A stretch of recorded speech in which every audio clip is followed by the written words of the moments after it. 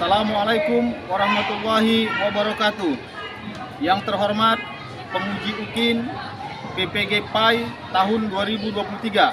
Perkenalkan, saya Ngadiman SPDI, guru SMP Negeri 2 Lawi Segala-Gala, Kabupaten Aceh Tenggara, sekaligus merupakan mahasiswa PPG PAI dalam jabatan gelombang 3 di UIN Araniri, Banda Aceh.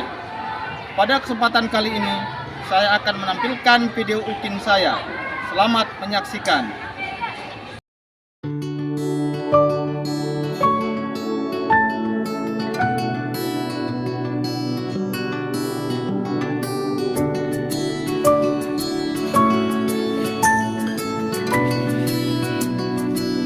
Assalamualaikum.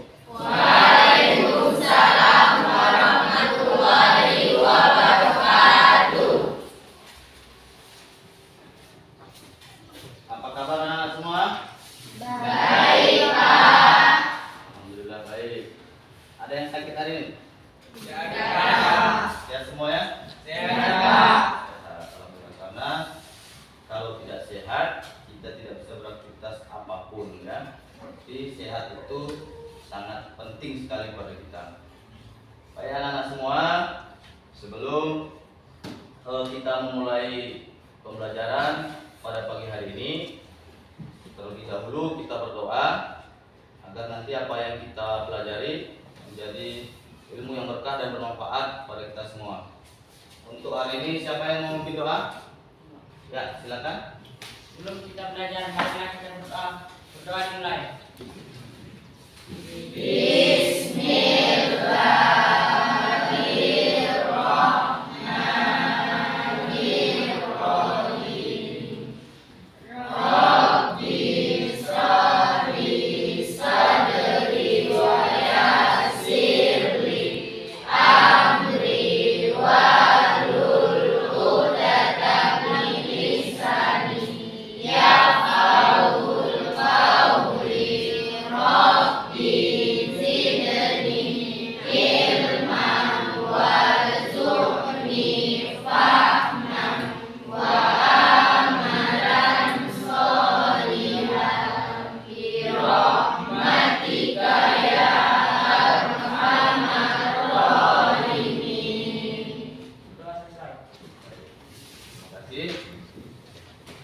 Sebelum Bapak lanjutkan ke materi pelajaran kita, Bapak akan absen dulu ya. Sebelum Bapak absen, Bapak tanya, kira-kira ada yang tidak hadir? Tidak ada. Hadir semua? Hadir. Hadir semua, alhamdulillah hadir semua. Berarti kalau hadir semua, siswa bisa mengikuti pelajaran yang Bapak berikan.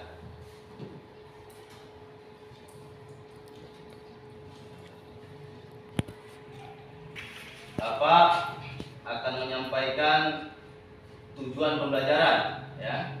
Tapi sebelum Bapak sampaikan tujuan pembelajaran pada pagi hari ini, ada kira-kira anak yang masih ingat pelajaran apa minggu yang lalu? Saya, Pak. Ya, Dani? Tentang najis, Pak. Tentang najis. Ya, bagus. Tentang najis. Baik anak-anak semua, minggu yang lalu kita belajar tentang najis, maka hari ini kita akan melanjutkan pelajaran mengenai hadas ya. Jadi ada kaitannya tentang najis dan hadas ini, ada kaitannya ya. Terus lanjut ya. Baik, Bapak akan menyampaikan tujuan pembelajaran. Yang pertama, siswa dapat menjelaskan ketentuan bersuci dari hadas kecil dan hadas besar. Yang kedua, siswa dapat melaksanakan tata cara bersuci dari hadas kecil dan hadas besar. Yang ketiga, siswa dapat menunjukkan contoh bersuci dari hadas kecil dan hadas besar. Yang keempat, siswa dapat mempraktikkan bersuci dari hadas kecil dan hadas besar dalam kehidupan sehari-hari. Jadi itu tadi yang Bapak sampaikan adalah tujuan pembelajaran kita. Jadi setelah kita nanti mempelajari materi tentang hadas ini, yang keempat ini harus kita kuasai ya. Mana tujuan pembelajaran kita adalah ada 4 tujuan. Ini harus kamu kuasai. Baik anak-anak semua, untuk memulai pelajaran kita pada hari ini, coba amati tayangan slide yang ada di depan kamu. Perhatikan benar-benar, amati apa yang ada di depan, dan jangan ada yang terlewatkan. Ini Bapak akan bacakan saja secara berturut-turut. Ini tolong diperhatikan ya. Coba perhatikan. Sini Bapak tampilkan macam-macam hadas, ya, macam-macam hadas. Ada hadas kecil, ada hadas besar. Yang dikatakan hadas kecil adalah hadas yang dapat disucikan dengan cara berwudu atau tayamum. Ini kuncinya. Hadas kecil itu dapat disucikan dengan cara, coba, ayo, itu ya. Ya, baca doa wudunya coba yang keras. Nawaitul wudu'a li rafil hadasil asghari fardhalillahi ta'ala. Ya, benar. Nawaitu wudu'a li rafil hadasil asghari fardhalillahi ta'ala. Saya niat wudu menghilangkan hadas kecil karena Allah Ta'ala. Sini. Kemudian di dalam wudu juga ada sunah-sunah wudu. Disunahkan mencuci kedua telapak tangan, kemudian berkumur-kumur dan membersihkan lubang hidung. Ya, ini sunah wudu. Membasuh muka. Kemudian dilanjutkan dengan setelah membasuh kedua telapak tangan. Kedua tangan, bukan telapak tangan ya, kedua tangan, lengan artinya ya, sampai siku. Kemudian dilanjutkan dengan mengusap kepala, ya, bagian atas, usap sampai belakang. Jangan sayang-sayang mengusapnya. Ada orang mengusap cuma sedikit, tidak boleh. Ya, namanya mengusap kepala. Ya, kepala lah yang kita usap, bukan hanya kening. Yang keenam, disunahkan membasuh telinga. Disunahkan membasuh telinga. Yang tujuh, membasuh kaki sampai mata kaki. Yang delapan, ini tertib. Apa arti tertib? Dilakukan secara berulang. Tidak boleh dilompat-lompat. Ya. Kemudian berdoa setelah berwudu. Sekali lagi Bapak tanya, ada tidak doa setelah berwudu? Ada Pak. Ada yang hafal? Ya, dikial lagi. Coba. Asyhadu an la ilaha illallah wahdahu la syarika lahu wa asyhadu anna Muhammadan abduhu wa rasuluh. Allahumma ij'alni minat tawwabin waj'alni minal mutatahhirin waj'alni min ibadillah sholihin. Ya, benar. Beri tangan. Jadi doa selesai wudu itu ada ya. Kalau kita baca itu lebih bagus. Baik, lanjut ke masalah bersuci tadi. Dari hadas besar dengan mandi wajib. Kamu pernah mandi wajib? Pernah? Pernah lah, nggak mungkin nggak pernah mandi wajib. Karena kamu pasti sudah, yang perempuan sudah datang haid kan? Bagian besar. Yang laki-laki juga mungkin sudah sebagian ini basah. Jadi harus mandi wajib. Jadi di sini juga perhatikan tata cara mandi wajib. Ini sangat penting. Perhatikan. Adapun cara mandi wajib adalah sebagai berikut. Ya, sebagai berikut. Yang pertama, niat. Apapun pekerjaan kita itu harus dengan niat. Untuk menghilangkan hadas besar. Dan jika dilafazkan, maka bacaannya sebagai berikut. Ya, Bapak bacakan sekali, nanti kita bisa mengulang bersama. Nawaitul ghusla li raf'il hadasil akbari fardhal lillahi ta'ala. Pendek doanya, tapi banyak yang enggak tahu. Ya, harapan Bapak setelah nanti kita belajar masalah hadas ini, kita tahu bacaan doa mandi wajib. Artinya, saya niat mandi menghilangkan hadas besar karena Allah Ta'ala. Pendek artinya, saya niat mandi wajib menghilangkan hadas besar karena Allah Ta'ala. Caranya yang pertama membasuh, setelah niat tadi, kedua membasuh tangan kanan dan kiri sebanyak 3 kali. Basuh tangan kanan, basuh tangan kiri 3 kali. Kemudian bersihkan dubur kemaluan, ya. Dubur yang pertama. Tahu dubur? Nah, dubur tempat di mana keluarnya kotoran. Setiap kita BAB itu namanya dubur. Kemudian kemaluan, sebagainya. Selanjutnya, cuci kedua tangan untuk menghilangkan kotoran. Jadi sebelum mencuci kita membersihkan dulu. Nah, kita baru kita bersihkan bagian yang kotor itu. Ya. Setelah itu kita ambil wudu. Itulah tata cara mandi wajib. Jadi Bapak rasa mengenai materi tentang hadas ini sudah Bapak sampaikan secara singkat, padat. Mudah-mudahan anak-anak semua bisa memahami tata cara berwudu, kemudian melaksanakannya di dalam kehidupan sehari-hari dengan tertib dan benar. Sampai di sini ada pertanyaan? Ada yang mau bertanya? Tidak. Kalau nggak ada, Bapak bisa bertanya? Bisa. Apa sebab seseorang itu diwajibkan mandi wajib? Tadi kan kita udah pelajari ulang tuh. Apa sebab kita itu diwajibkan mandi wajib? Ayo, apa? Boleh, siapa pun boleh jawab.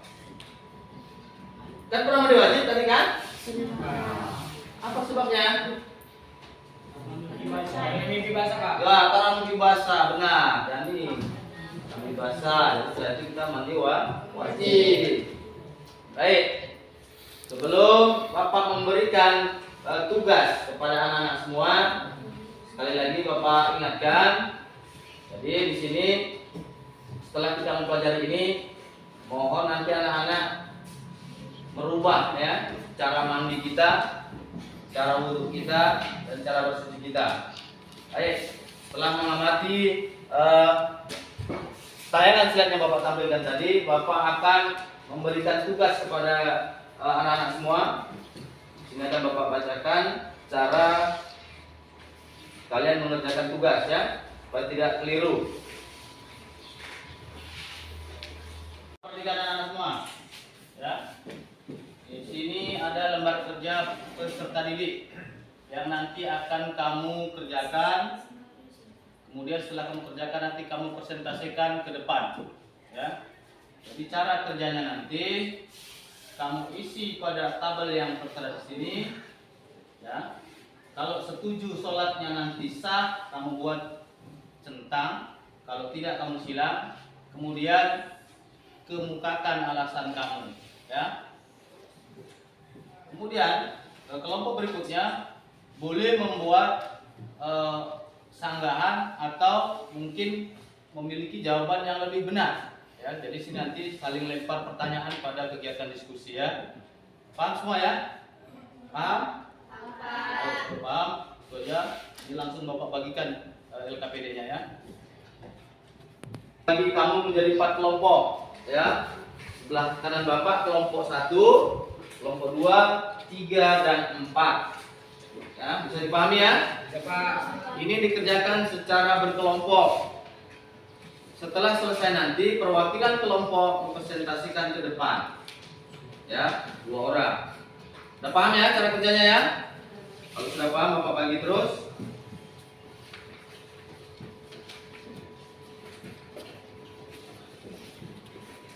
Kelompok.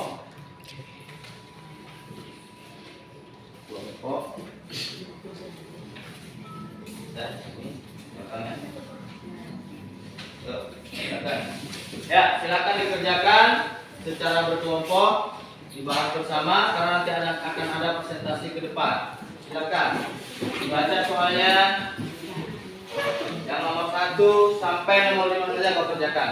Yang di atas tidak, ya. Ayo, kerjasama. Sudah ya. Kalau sudah selesai, Bapak akan panggil perwakilan kelompok 1, 2, 3 dan 4 untuk mempresentasikan hasil kelompok kerjanya. Sini Bapak panggilkan dulu kelompok 1 untuk mempresentasikan hasil kerja kelompoknya.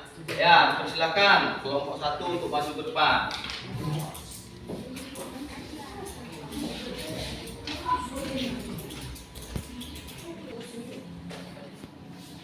Ya, silakan. Assalamualaikum warahmatullahi wabarakatuh. Waalaikumsalam warahmatullahi wabarakatuh. Saya selanjutnya akan membacakan jawaban yang saya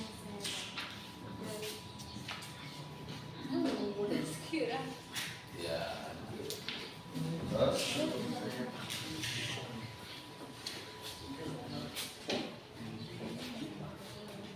Baca aja yang kamu kerjakan tadi. Kamu nomor 1. Ya, baca terus yang kerjakan tadi.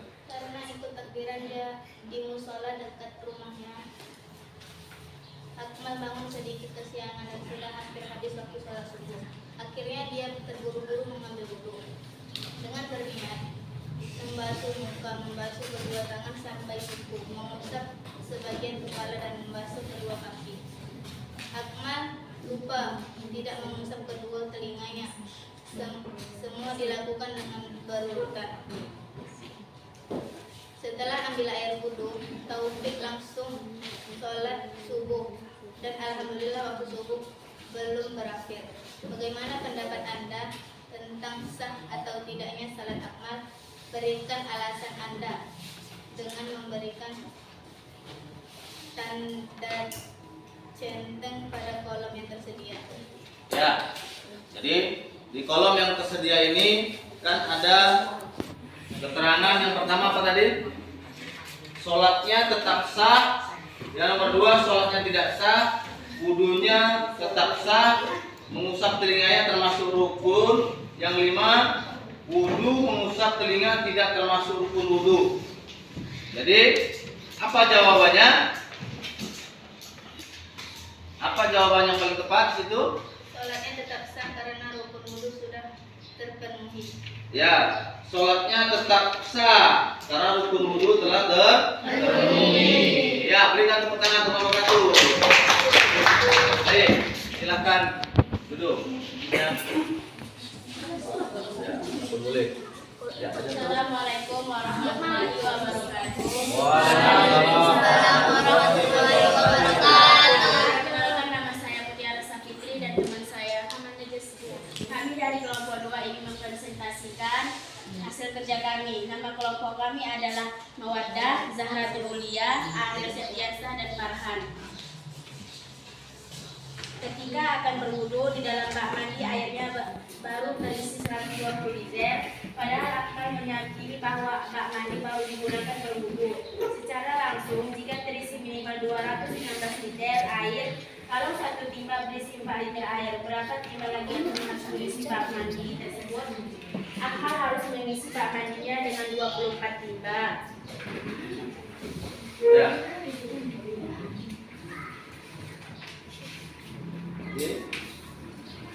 Supaya Akmal bisa berwudu, maka Akmal harus mengisi bak mandinya dengan 24 timba supaya terpenuhi rukunnya. Ya. Jadi Akmal harus mengisi 24 timba air. Jadi pembahasannya begini. 2 kula itu adalah syarat mutlak agar air tersebut bisa digunakan sebagai apa namanya? Ya. Jadi tadi jawaban kelompok 2 si apa namanya tadi? Akmal. Ya, Akmal harus mengisi 24 timba. Jawabannya benar. Ya, berikan tepuk tangan. Silakan duduk. Kelompok. Perkenalkan, Assalamualaikum warahmatullahi wabarakatuh. Perkenalkan, saya dari kelompok 3 saya bernama Divya Maharani dan adik saya Kamila Maharani. Bacakan terus hasil tugasnya. Tugas nomor 3. 3. Didi dan Aris harus sholat selalu rajin sholat 5 waktu. Setiap akan mendirikan sholat, keduanya tidak lupa mengambil air wudhu. Walaupun masih kecil, Didi dan Aris sholatnya tidak pernah bolong. Berapa kali Didi dan Aris harus mengambil air wudhu selama 1 minggu? Ya. Jadi menurut kalian berapa kali dalam 1 minggu mengambil air wudhu? 35. Ya, benar, 35. Berikan tepuk tangan. Kenapa 35? Dalam satu minggu ada berapa hari?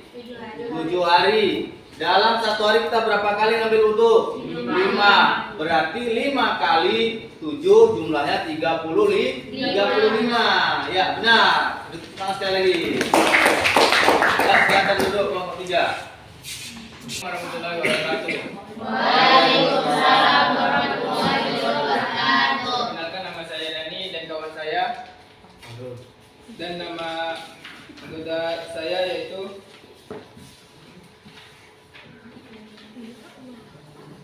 Ferli, Khairuddin Akbar, Arafi, dan Irham. 4. Sejak kecil, Didi sudah mandiri. Ia bisa membimbing adiknya Ari untuk selalu sholat berjamaah.